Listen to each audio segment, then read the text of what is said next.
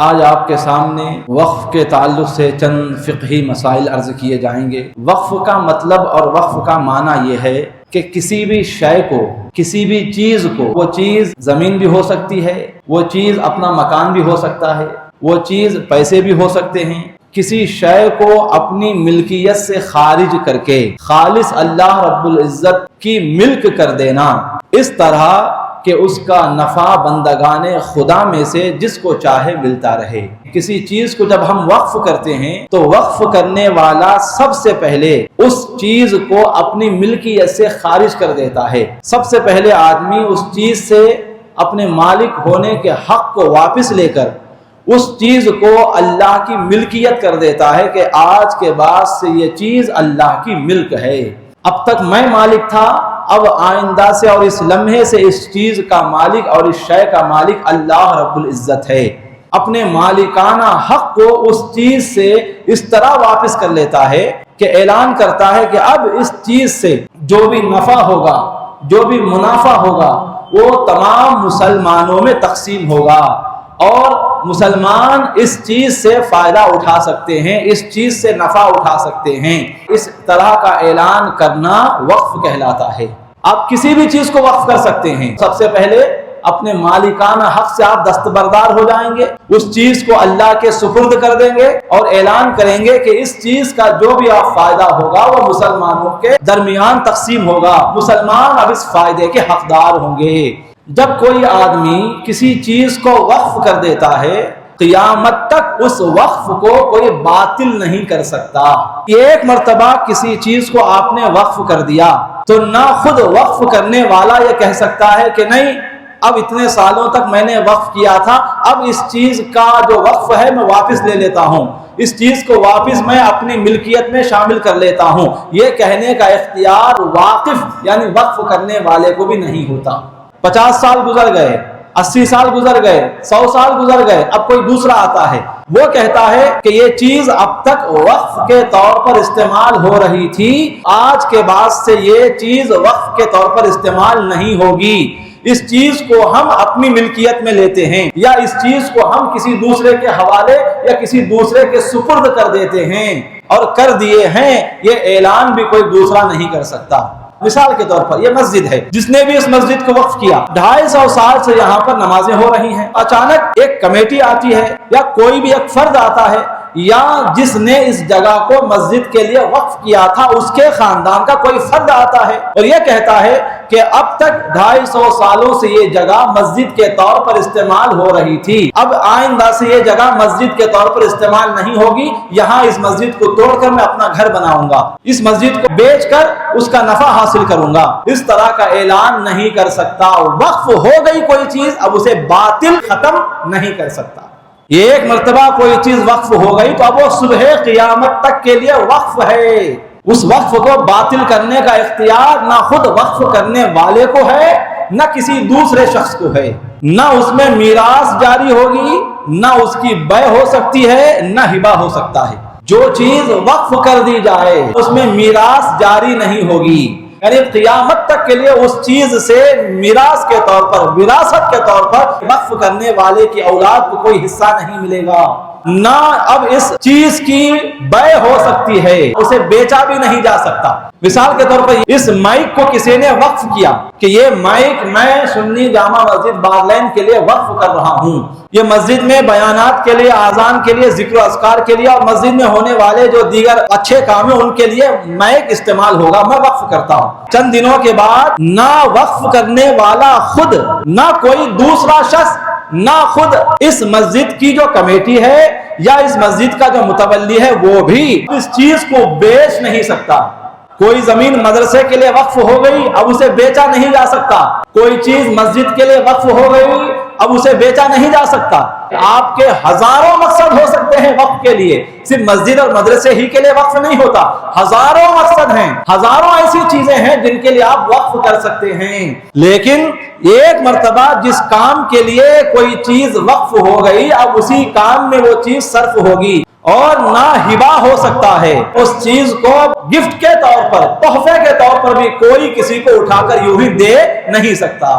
جب وہ خالص اللہ کی ملک ہو گئی، بندوں کا اب اس میں کوئی عمل دخل نہیں ہو سکتا، بندہ اپنی طرف سے اس میں کوئی تصرف و اختیار نہیں کر سکتا۔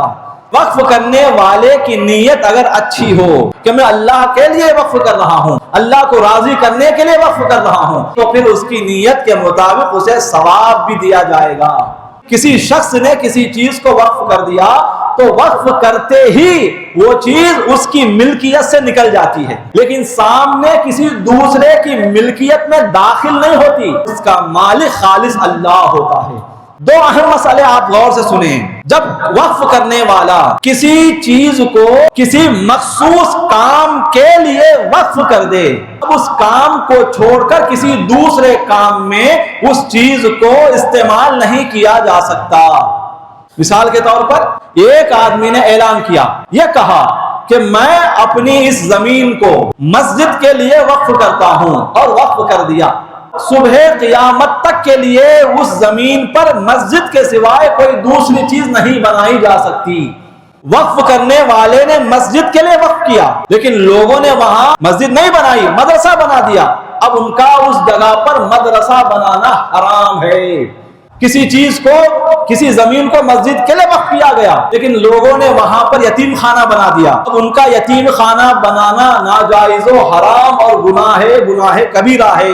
ایک آدمی نے یہ کہا کہ یہ جگہ اور یہ زمین میں ہسپتال بنانے کے لیے وقف کر رہا ہوں، ہسپتال ہی بنایا جائے گا، وہاں نہ مسجد بنا سکتے ہیں، نہ مدرسہ بنا سکتے ہیں، نہ خانقاہ بنا سکتے ہیں، نہ کوئی یتیم خانہ بنا سکتے ہیں، نہ کوئی دوسری عمارت وہاں بنا سکتے ہیں۔ جس مقصد کے لیے جو چیز وقف کی جا رہی ہے اسی مقصد میں اس چیز کو صرف کیا جائے گا، دوسرے مقصد میں صرف نہیں کیا جائے گا۔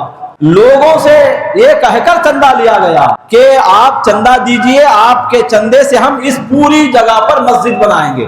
مسجد کے لیے جب جگہ خریدی جا رہی تھی اس وقت بھی یہی اعلان کیا جا رہا تھا، اور خریدنے والوں کا بھی یہی مقصد تھا کہ یہاں ہم صرف مسجد بنائیں گے۔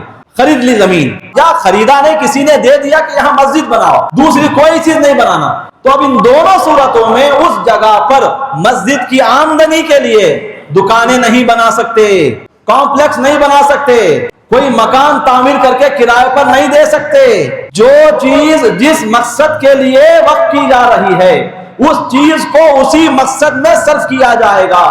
اگر کسی زمین کو مسجد کے لیے لے رہے ہیں، اب وہاں مسجد کے سوائے کوئی دوسری چیز نہیں بنائی جا سکتی۔ اسی طرح ہم بعض جگہ دیکھتے ہیں کہ ایک مسجد ہے 100 سال سے، اور مسجد خریدنے والوں نے یا اس وقت 100 سال پہلے جس نے مسجد کے لیے جگہ وقف کی تھی اس نے مسجد ہی کے لیے وقف کی تھی، لہذا اس زمانے کے لوگوں نے 100 سال پہلے پوری جگہ پر مسجد بنا دی۔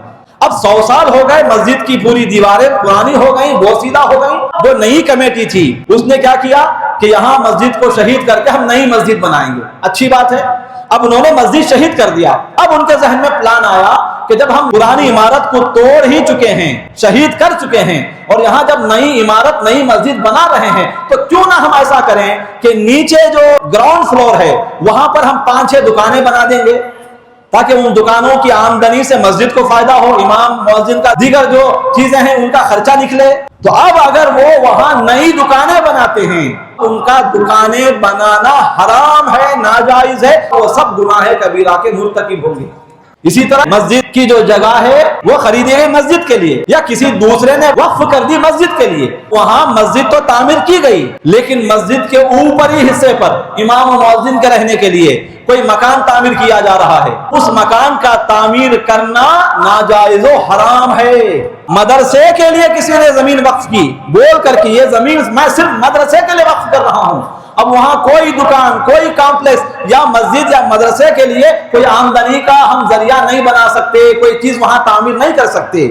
اسی طرح قبرستان کا مسئلہ ہے، کسی مسلمان نے یہ کہہ کر اپنی زمین وقف کر دی کہ یہ زمین میں مسلمانوں کے قبرستان کے لیے وقف کر رہا ہوں، اب اس زمین کو صرف قبرستان ہی کے لیے استعمال کیا جائے گا۔ تو وہاں پر آمدنی کے ذریعے بنانے کے لیے یا وہاں کی دیکھ بھال کرنے والوں کے لیے مکانات تعمیر نہیں کر سکتے، یا آمدنی کے واسطے وہاں پر مکان بنا کر کرائے پر نہیں دے سکتے، دکانیں نہیں بنا سکتے۔ لیکن آج ایسا نہیں ہو رہا ہے. وقف کسی اور مقصد کے لیے ہوتا ہے لیکن اس مقصد کے علاوہ بھی وہاں ان چیزوں کو آج صرف میں لایا جاتا ہے جو کہ شریعت کی خلاف ورزی ہے اور یہ ناجائز و حرام عمل ہے. کیونکہ اکثر کیا ہوتا ہے، جو بھی مسجدوں، مدرسوں اور یتیم خانوں، قبرستان کے متولی یا ذمہ دار ہوتے ہیں، ان میں علم دین کی کمی ہوتی ہے اور وہ علماء اور مفتیان نظام سے مشورہ بھی نہیں کرتے، جس کی وجہ سے ایسی فحش اور شرعی غلطیاں ان سے واقع ہو جاتی ہیں. آج ہم کئی قبرستان دیکھتے ہیں اپنے علاقوں میں، دیگر مقامات پر. زمانے سے وہاں قبرستان ہے لیکن جب وہاں مسلمانوں کی آبادی کم ہو جاتی ہے یا پھر آئندہ چل کر جب مسلمانوں کو دفنانے کا سلسلہ بند ہو جاتا ہے تو بعد میں آنے والے لوگ کیا کرتے ہیں، اس زمین پر قبضہ کر لیتے ہیں یا خود وہاں کی جو کمیٹی والے ہوتے ہیں وہ وہاں پر مکانات تعمیر کر دیتے ہیں یا دکانیں تعمیر کر دیتے ہیں اور ان کا کرایہ کسی اچھے کام میں استعمال کرتے ہیں.